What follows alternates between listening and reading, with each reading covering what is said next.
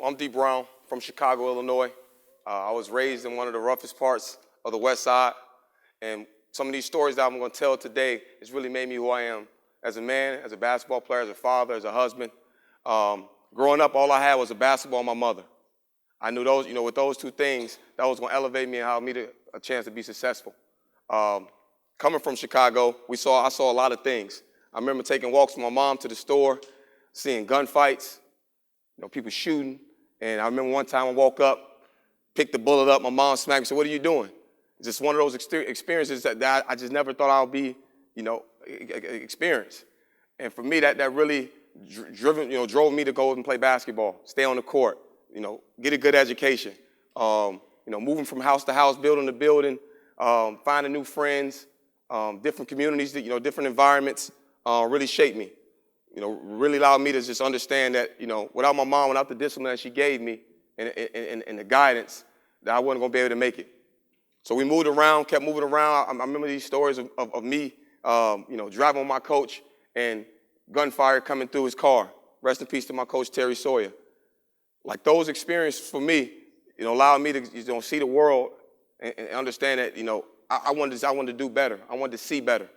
And growing up in those rough parts, I moved out to Maywood, Illinois, where I went to high school, and I moved into another environment where I'm sitting in a house, and the first week I lived in this house, gunfire came through my room. Detectives came in my house, and I'll never forget that they said it was inches away from hitting your head. If you wasn't been sitting down, I was playing video games at the time, that it hit you in the head. And for me, that really opened my eyes up to the world and environment I was living in.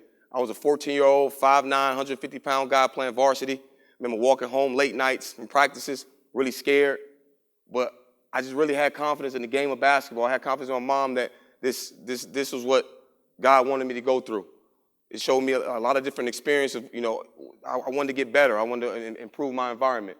I remember, thinking about getting recruited for, go D1, to play D1 basketball. Coach Self coming in my high school. How all the kids used to look at me like, I'm in a new environment. Like who is this young kid with all these dreams, so ambitious? He wanted to play Division I basketball. Everybody telling me what I couldn't do. Took a scholarship to the University of Illinois, the best university in the world. Definitely the best decision I ever made. One of the best decisions I ever made was picking the University of Illinois. When I came to the University of Illinois, I was amazed at how, the diversity. I had Indian friends, I had Chinese friends, I had white friends. It was amazing for me. It was just amazing. I'd never seen this before. I was in a lecture with 300 students. I was just like, what? Like this is incredible. The environment. Being in the country, seeing horses. You know what I mean? Like, I was a city boy. I never saw those things. So being able to go out and hang out with, different nationalities and go around campus and see everybody what they studied, their dreams, what they wanted to become. I wanted to be a pro basketball player. So my friends said, I want to be an engineer. I want to be doctors. And for me, that was amazing. I never heard those things. I've never been around it. So it really inspired me, really motivated me. And, all the hard work I put in is because of the environment that I was always around. I remember playing in front of 17,000 in Assembly Hall. Like, it was so amazing to me to see all those people, see all that orange. That's why orange is my favorite color. I remember games where I used to go and people stood up the whole game. After the game, I'd come out, people would be cheering for you, signing autographs, taking pictures. It was just a new environment for me that really motivated me, and I just got addicted to playing in front of you guys and playing in front of this great nation.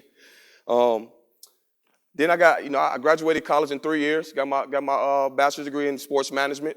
I had a great 9-year pro career. I played 7.5 years overseas. I lived in 8 different countries. Now, these next stories is really for me. It taught me about culture, taught me about the importance of communication. My first year I was in Turkey. Went to the grocery store. It took me 45 minutes to find milk. I walked around like, can you tell me what milk? You know what milk? I'm from Chicago, so I speak Chicagoan. My English is kind of bad. I'm sorry, I speak fast. They're like, you just speak too fast. I said, just milk. Looked in I finally found the milk after 45 minutes. It was in the unrefrigerated section, right to about a cereal and eggs. I was just like, interesting. All right. Look what I'm up. Look, I see what I'm going through, and it was just so amazing, to see the culture and understand that when my wife got off the airplane, I couldn't wait to go get them and my kids and run them to the grocery store. First thing we did, we didn't even take the luggage home or anything. I ran into the store and say, "Find milk for me." This is going to be very interesting. Remember living in China. Now, in China, you can't drive. Ain't no driving. No way. They tell you that when you first get off. So I used to get into taxis all the time, try to tell the guy where I'm going. After a block, I say, just let me out, please. Here. We couldn't communicate with each other, so I walked everywhere. To be able to walk and experience their culture, experience, the communication factor that we can't even talk to each other. Me and my teammates couldn't even talk to each other. But all we knew was we were going to win, we're going to play hard, we're going to get the job done. So for me, the language barrier was so tough. The bathrooms, they got a hole in the ground. I walk in, I say, no, that toilet broke. Go to the next stall, I see the hole in the ground again. I'm like, okay, this got to be, I figured it out. I'm a U of I guy. I figured it out. Funniest story I can tell you, though, y'all thought that was funny. We had a rookie come over. I wasn't going to tell him nothing. I was going to see how he was going to react to it. After practice, I come in the locker room. I see 2 long legs hanging out the stall. So I run over there and make sure he's okay. I'm like, I hope he ain't doing what I think he's doing. So I guess I figured it out quicker than he did. So, the experience of like I said, of culture was something that, like I said, I laugh about now. The locker room. Locker room was divided. First of all, they didn't understand me. I told you I speak Chicago and I speak kind of fast. I'm the point guard, so I got into a lot of conversations and arguments with my teammates. They throwing their arms up, cursing me out. I'm cursing them out. We don't know what each other's saying. Until the translator come.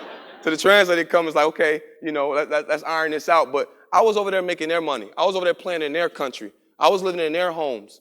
And after 10 months, I was leaving. I was going to another place. So I felt like, for me, going over there and understanding, different culture and learning, I learned a few languages, I adapted, to whatever environment I was in. I thought that was pretty cool for me to live in all those places, experience all those things. Now I'm back at University of Illinois. I'm an administrator. So now the funniest story is going to come where I go have meetings with people and they expect, they be like, Dee, so where's the mouthpiece? Where's the headband? You don't got the hot socks on? They expect the basketball player to come, but now I come with suits. Now I come and talk because I'm an administrator. I got a different role, a new career. It's totally different. My transition has been awesome. But what prepared me from being a basketball player is playing in front of 17,000. Now I'm a little nervous here, coming out here, speaking to you guys, because I'm used to playing in front of you guys. I'm not used to speaking or talking really that much. So now, I tell people, I retired the jersey and put on suits. I took the gym shoes off. Now I got on hard toes.